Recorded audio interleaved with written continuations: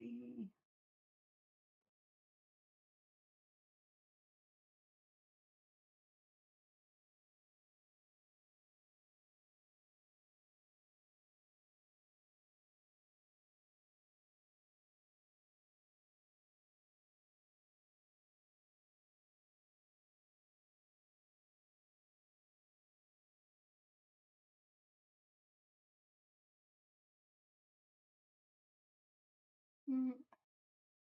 Are we live?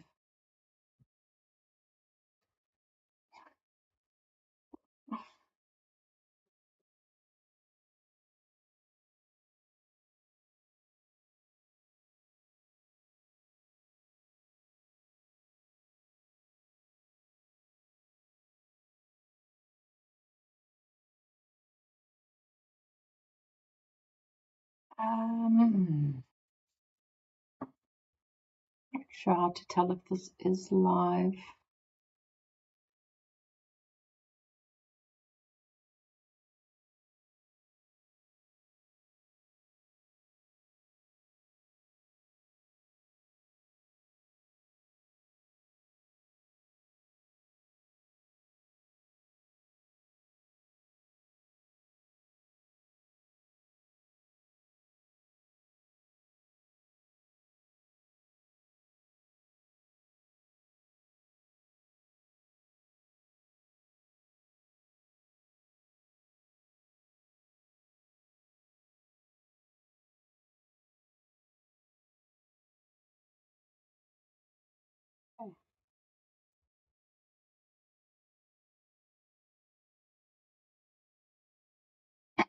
I'm going to assume that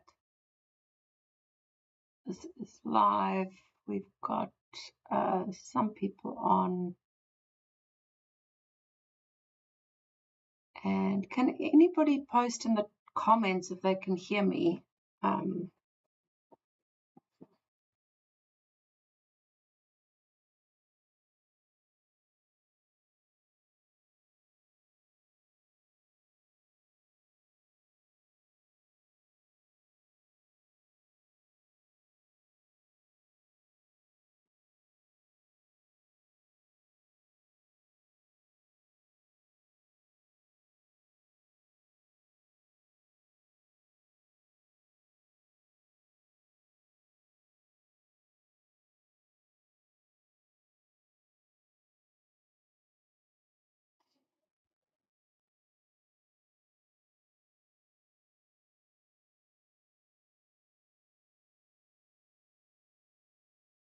Yes, we can hear you. Okay, thanks, Palmer. I think I'm not going to look at this view because, be honest with you, this is my first live stream. So the technology is, it's not like I'm not good at technology, but I'm not watching myself. I'm like watching a delayed version of myself. So I'm going to look at a different screen so that it's not so jarring. Okay, so it's 7 o'clock, 2 minutes past. I think I'm going to kick off, seeing as everything seems to be working. So, hey guys, welcome. Today we're going to look at or discuss why 90% of traders actually fail before they even hit the charts. So, why you almost lose a trade before you've placed it. Essentially, there's three main reasons, and this is from my own experience, so it's all I can really speak to. But there's three main issues I see, and I'm going to go through those today in this webinar, and I'm also going to give you some solutions that you can actually implement today and start trying to manage these things so that you've got a better chance to actually hit those trades and just trade according to your strategy. So essentially what these things do, it's like having a house built on shaky foundations. So if you think of your strategy is your house, so it's good, you like it, it's profitable because you've back tested it or you've seen other people trade it profitably. It seems easy, it seems like the perfect vehicle for you, and yet you just can't consistently make it work. You can't consistently grow your equity curve. You seem to always be on the losing end of trades. Everything goes wrong with your strategy. As a trader, we've all been there. It's a journey you go on. We all lose for a long time before we kind of, I think, figure it out and become profitable. But this foundation, so when you've got a shaky foundation, that strategy has no chance. So a big goal for me is to help people to stop jumping from strategy to strategy. It doesn't matter what house you build. It's if that foundation is shaky, any house is going to fail. So the best way to start moving forward and kind of getting out of the cycle, and I also call it kind of the 90% of failure cycle, is to start not rebuilding the house every time, but start looking at the foundations. So just for 2 or 3 months, just stick to the strategy you've got. There's nothing wrong with your strategy as long as you've tested it and done some back testing. But start to, for maybe 2 or 3 months, just give it a try. Look, if you don't try, you don't know if this will work or not. But except I can tell you it works.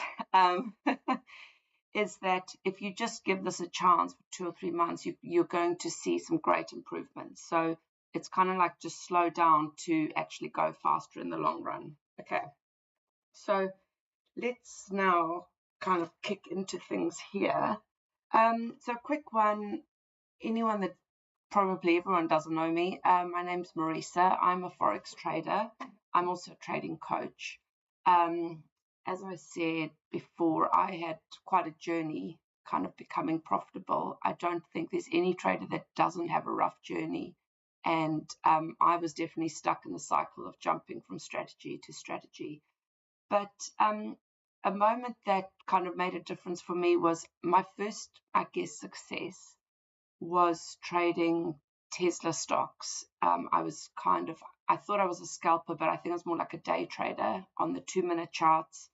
I'd start about half an hour, 45 minutes after the open and trade for about an hour or two. And it was the first time I actually had success. I could actually extract profits from the market. And the first moment for me where I went, actually, this could work. It was really exciting. And I was like, okay. And this was after quite a few years of struggling. And I was really excited. I was like, great, I can extract profits from the market. But every time I had a good morning, this gremlin, and the gremlin is me, this monster person would turn up in the afternoon when I wasn't supposed to be trading and jump on the charts and destroy everything. Like all the profits were gone. I was trading without following any rules. And if it wasn't in the afternoon, I sometimes had, say, now 2 or 3 good days. I think my longest streak was 4 days of great profits. Like, it was exciting. And then I turn up on the 5th day and just blow it, like do everything I wasn't supposed to do, not follow any rules. And I actually had absolutely no control over this person.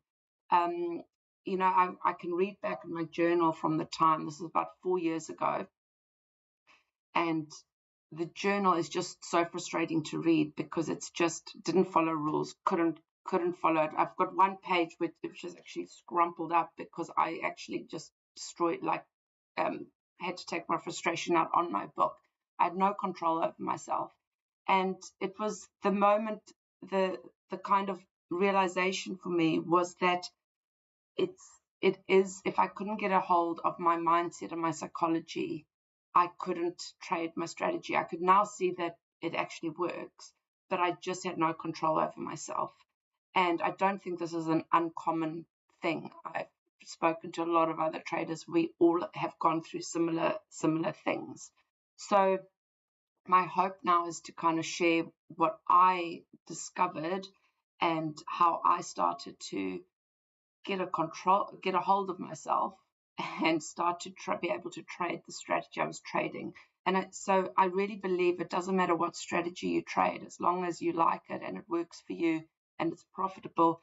But once you can kind of create this foundation, so have a hold of yourself and control yourself and have the psychology and the mindset, you're going to be successful whatever strategy you do. So let me just have a quick look at my notes so that I haven't forgotten anything I wanted to say about that. But basically, I think that for traders, speaking about psychology, we all know that it's 90% psychology and 10% strategy. We've heard that, but what does it actually mean? And for me, that moment with Tesla, I really realized that it is 90% psychology, and I now spend 90% of my time on psychology and mindset. I talk about psychology and mindset 90% of the time. I hardly ever talk about my strategy because it really doesn't matter. I don't day trade anymore. I actually now swing trade on Forex. I trade on a daily time frame.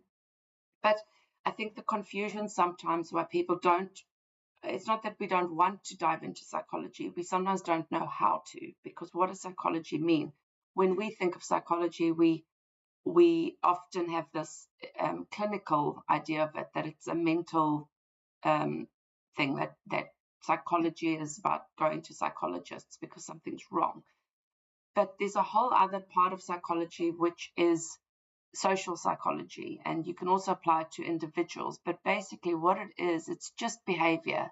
Psychology, when we talk about it in trading terms, it's just behavior. How do you as an individual behave under certain situations? So for trading, it's essentially you're in that bucket of how do you behave under pressure, because trading puts you under pressure, even though you might not realize it. It subconsciously, it's a pressured environment because you've put money on the line.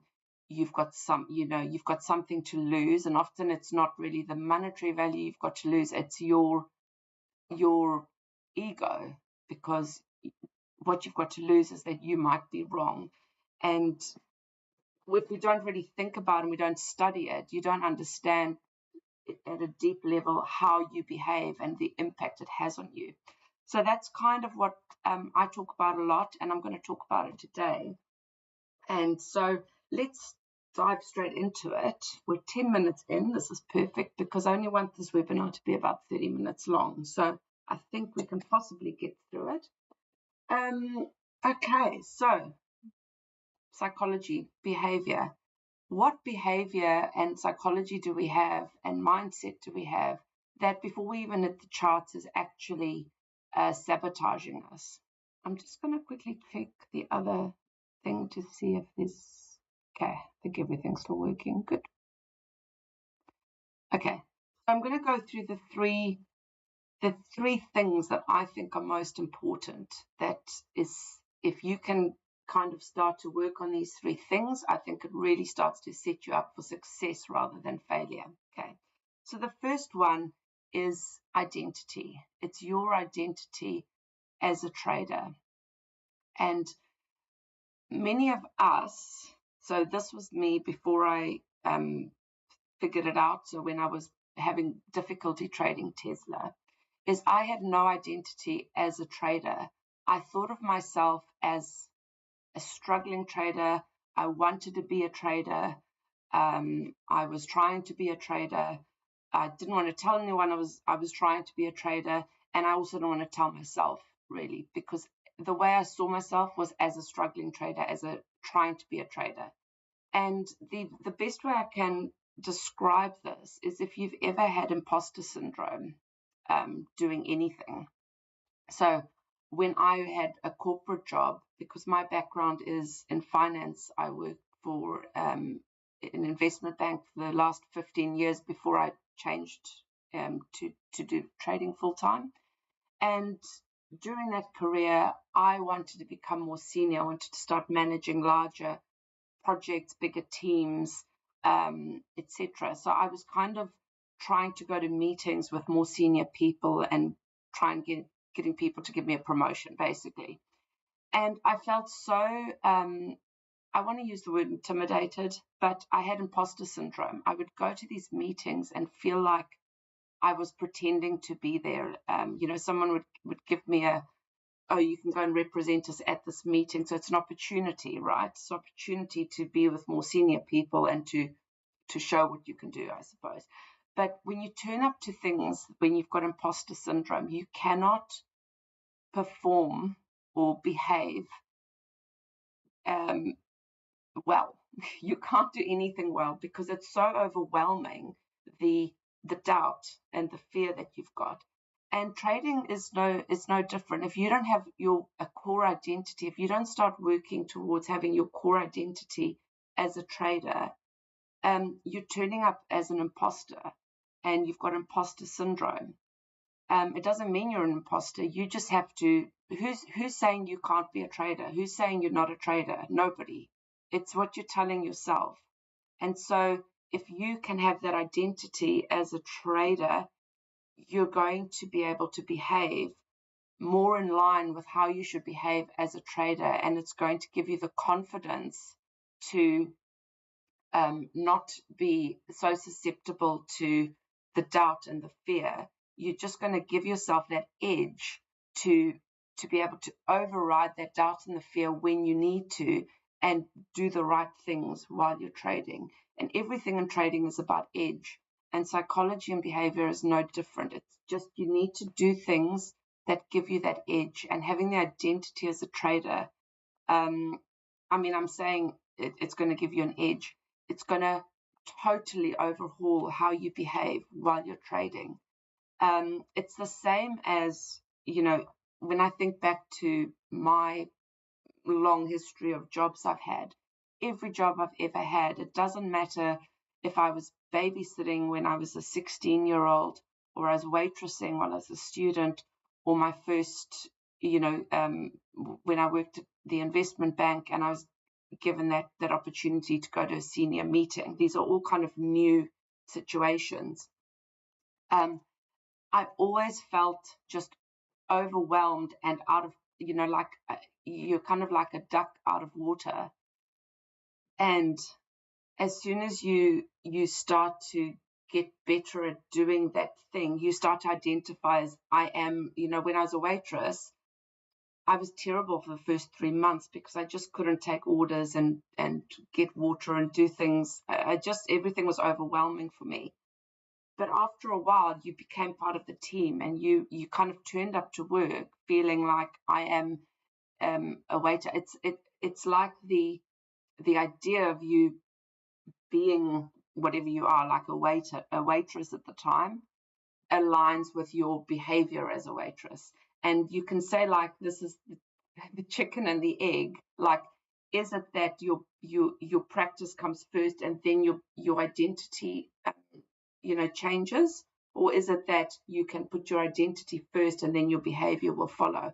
And with trading, my proposition here is that it's your identity comes first and then the behavior will follow, because trading, unlike waitressing, trading you can keep in a cycle of feeling like an imposter for forever, jumping from strategy to strategy, and it will keep you in a cycle. Whereas something like waitressing, with enough practice, you can become the waitress. With trading, I'm suggesting to you here, I don't think with practice you can just become the trader, because the behavior that you're going to do without having that identity first is going to keep you jumping from strategy to strategy, and you're never going to get out of the loop, and so your behavior can never change. Okay, so number one is identity. We've got an issue with identity, and you need to start having the identity of a trader. So here's the solution, and this is the quick, you can start implementing this today. It takes a while to change your identity, because that voice telling you that I'm not a real trader because I just don't have the results yet is so strong.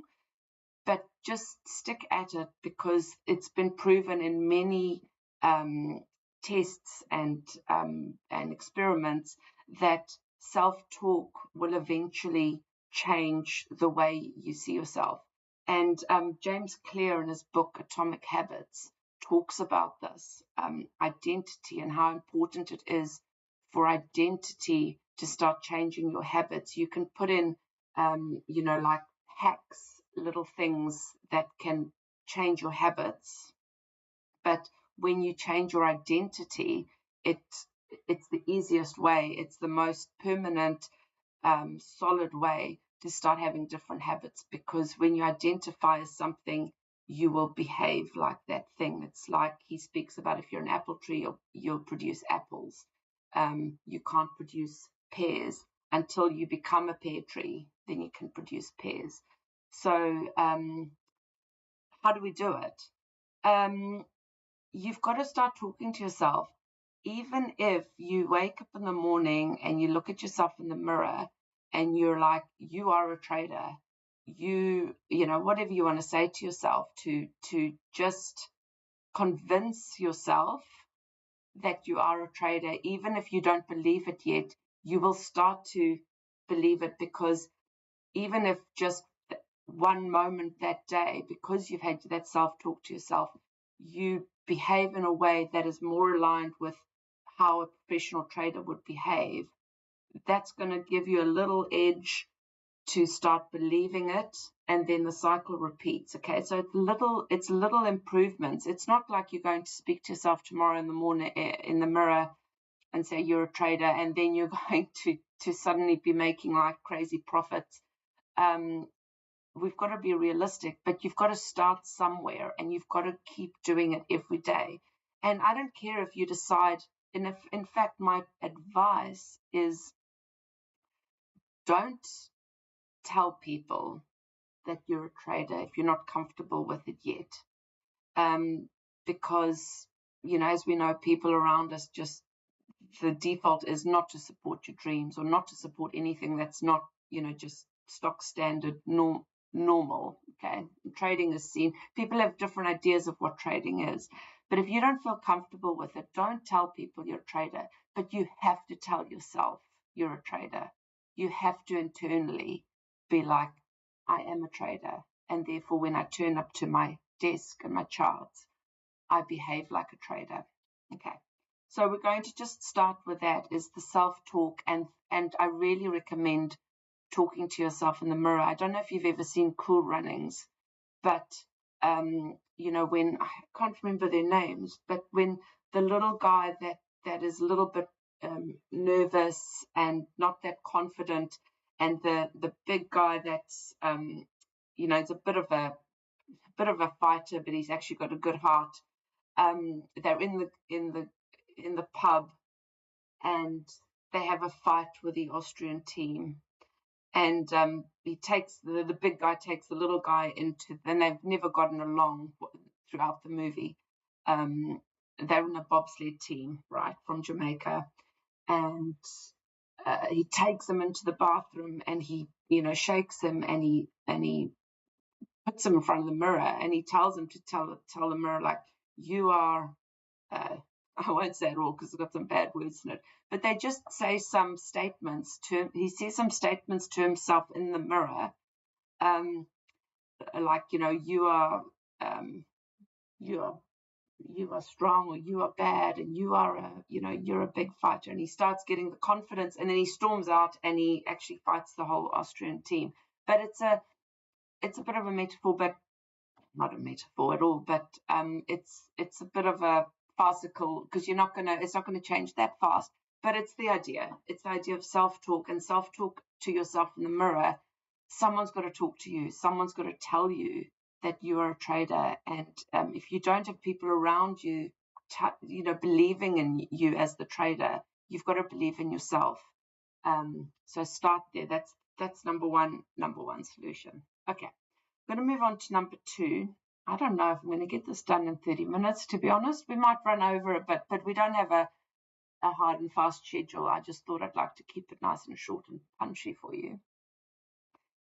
Let me just check that there's no...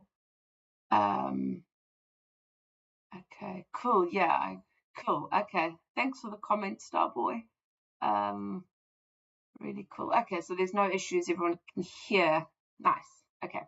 Let's look at number 2. And number 2, I've actually produced a slide. Now, I'll just tell you that my strengths are maybe not creating slides, so don't judge me on how the slide looks. But number 2, I want to use this slide. Okay, and now I'm going to make it big for you. I hope this works. While the slide shows up, I can't actually go and check comments. I'm just going to assume this is working. Okay. So, number 2 is you have no routine or journey from yourself to your trader self. So, to understand that, I'm going to just talk through what this is. This is a model of how you and your trading and how you are operating, right? Okay, so we've got this internal channel here. I hope you can see my my cursor. This internal channel down here is you, okay? This kind of aqua color. And you've got the private you, that's just you, however you are, that's just you, okay? I call it the private you, but it's just you, normal you. And then you've got the trader you. And then you've got this external channel, which is external to you is the markets, and we've got the world, so everything else going on. Okay, so this is your social world, your work world, your personal world, everything. Okay, and this channel here is non-trading, so the private you and the world is in the non-trading channel, and the trading channel is you, the trader, and the markets. Okay, hopefully that's a clear model. Now, when I say you've got, why you're failing before you even get to the charts is that you've got no routine or journey from you private to you trader. Now, we've already talked about identity. So, adding to this issue is that you haven't separated you, the trader. You don't have a clear identity here. And you haven't separated that from you, the private you, okay? So what's happening is that the private you is turning up to be the trader, and you've got imposter syndrome, okay? So we've talked about that, and we've talked about the steps you're going to start taking to isolate yourself and set up you, the trader, the identity of you, the trader. Now, if you look at this model, we've got that you private, you interact with the world. Okay, so this is your social world, your job, your bills, your worries, your external family, your everything. Okay, and then you've got the trader you interacts with the market. There is no trader you interacting with the world, and there is no private you interacting with the markets. Okay, that's what this is the no entry sign. You need to keep these channels separate, and this arrow represents the journey that you have to take from the private you to the trader you. And when I say you've got no routine, a big issue, a big problem of why you're setting yourself up for failure is that private you is showing up to trade. Private you is getting into this box here and it's trading with the markets. And while you're in this private you, because private you actually interacts with the world, you're not separating. So you're interacting with the market and the world at the same time. Okay. And why is this a problem? Is that if you don't have a routine to go from you to you, you are turning up as the private you, okay? And the private you is not a good trader. It's got too much going on. There's emotional chaos going on. You're lacking that identity that we've talked about as a trader. But even when you have this identity, you have to realize the journey that you have to take from private you to trader you. Now, in my trading setup, my desk is in my house. The journey to my desk is about 20 steps from the kitchen, which is the last place I'm kind of like private me. Then I get to my desk and I've got to be trader me. It's 20 steps. It's not enough.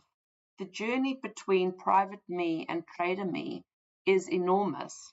And I need a routine that gets me there. So I don't storm from my kitchen 20 steps and just jump into the markets, because it's not enough time for me to transition between private me and trader me. Private me has a lot of stuff going on. I've got to deal with, I've just sold a flat and I'm trying to buy a house. I've got to deal with those lawyers. I've got to deal with the finances of it. We've got bills coming in. The cash is locked up. You know, it's kind of, there's stress going on, right? You might have kids that you're putting to bed. You and your spouse might have disagreed about who's unpacking the dishwasher. I don't know what's going on, right? I've got things going on with me, but we all have a very busy life, right? And it's an emotional life. And when you get to your desk, you need to be the trader you. You need to have the identity as a trader, and you need to have the mindset of a trader and the calm that a trader needs. Okay, so a big problem is that people that are constantly losing. So when I was not trading Tesla how I wanted to trade it, I was just racing from, because I was still working for my job at the time. Okay, I was working from home, but I would end a meeting and I would jump straight onto the charts. I had all of that stress from work, from my corporate job going on, and I would just jump onto the charts and thinking that I could then trade a strategy properly. Now, as I said, I had some success, so I could do it for 1, 2, 3, 4 days. It's not like you can't do this, but I couldn't sustain it because at some point this gremlin you, which is really just your emotions, shows up and wreaks havoc, basically. Okay. So let's talk about the solution for this. The solution for this is pretty easy. You just need a routine. You need a routine that gives you time to separate you from the trader you. Now, my routine is while I'm still private me, I start getting ready. So I do exercise. I either do a pump class or I do Pilates in the mornings. Then I have a shower. Then I get a smoothie and a coffee. Okay, so that's me, private me, starting to set myself up. Then I get to my desk. Okay, now I'm starting to transition into trader me. I kind of just have 10 minutes of just looking at anything I like. I kind of read the news, or I read the market news, whatever. I still, as trader me, I start to interact a little bit with the world. I get this out of my system. Then I meditate, and then I journal. At that point, I've got the world out of my system, and I'm into my trader me identity. I'm settled, and at that point, I open the charts and I see what's happened for the day, and then I'm ready to trade, do whatever. I interact with the market. And then when my day is done, so I only trade for 2 to 3 hours if I have a trade, because I'm a swing trader. I don't always have trades. When I'm done, I shut this down. Or if I've placed my trades for the day, I shut this down and I go back to private me and I go and do whatever I want to do. I do not interact with the markets again until it's time, until I've gone through that routine again. And when you start just setting up a routine, so this is how I stopped my Tesla rampage, is that, and it didn't happen overnight. Okay, it's not like I was suddenly this amazing just trader. It happened slowly, but it started to take effect. Is that because I had a routine, certain things I did, it gave me the mental space. It gave me the mental space to recognize when private me was trying to get in here and wreak havoc with my Tesla trading. Okay, because I started to get used to doing certain things. So meditating, and at the time I couldn't meditate for long, only like a couple of minutes, if that. It was really hard for me to meditate. I'm a great meditator now, but I struggled, but I still did it. even if it's just for 30 seconds, it gives you that mental space to just recognize, actually, I'm not supposed to be doing what I'm doing. I'm not supposed to be here. And that's what starts to control your private you a little bit. If you just have that routine, it's to give you distance. Okay, it's to make this journey really clear to you, because your private you, the emotional side of the private you, can really wreak havoc if it gets in here. And if you have this journey set up, it gives you a chance, a fighting chance, to recognize that, okay, this is a gremlin in here, shouldn't be here, shouldn't be, doing what you're doing. So that's the solution for this one, is to set up a routine. So write down what your steps are going to be. And it can just be 2 or 3 things that you do. And you might not be great at it at first. Okay, you might get 2 days, then you miss a day. But just be kind to yourself. Just keep fighting at it, because it does work. It will work if you stick to it. Anything works if you're consistent enough. Okay, so I'm back. Let me just check on the channel. Okay. Okay, so no issues. It seems we're still going. Great. Okay, so that's number 2. The third one is that, look, if you get the first 2 right, if you start working on those 2 and you start getting quite solid on that, it's really going to solve like 80-90% of everything. You're going to actually be able to show up and have a really solid foundation, and your house is going to stay up. Okay, it's actually, you're mostly there. Okay, but for all of us, we still have some times when our emotions can override whatever we're doing. And the third thing I want to talk about is tools. Tools to manage your mindset and your psychology. And this is just ongoing. It's for the bits that fall through the gaps. Okay. And to understand like the tools you need, you have to understand what you're trying to manage. Okay, what is this mindset psychology that you're trying to manage? So when we understand how the brain works, we've got a prefrontal cortex here. And this is the part of your brain that's your logical thinking brain. It's the bit that you use to actually run your strategy and to trade with. And then we've got the amygdala. And the amygdala is a small little part of your brain. It's part of the limbic system. It's really deep down in your brain. And it's the leftover. It's really essential. It keeps us alive. But the prefrontal cortex has evolved and grown massive for humans over time, because we're not cavemen anymore. We need to think.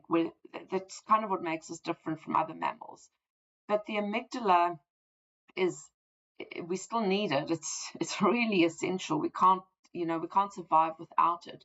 But it used to be way more important and bigger, because it's what kept us alive and what still keeps us alive. And there's 2 states. So the limbic system is connected to your nervous system, and there's 2 states that you go into. There's rest and digest, which is when you're feeling just a normal state, and it puts your body into a bit of a resting, just doing what it needs to do. And it puts it means everything can go to your digestive system, and your digestive system can work. And that's really important, because your digestive system is so essential for health. Okay. But when the other system is triggered, it's the fight or flight system. And the amygdala is particularly sensitive to anxiety and fear. And when it senses anxiety or fear, it kicks in and it puts you into fight or flight mode. Okay, and you've got no control over this. It's your when we were cavemen and there was a bear in the cave, the fight or flight would kick in. Either you'd grab your family and flight, or you'd stay and you'd fight. And that's still happening today. It kicks us into this this nervous system function to keep us alive, okay? It thinks it's doing a good thing. But the amygdala is so powerful that your prefrontal cortex, like the blood actually rushes from there to the amygdala. It's very hard to logically override the amygdala, okay?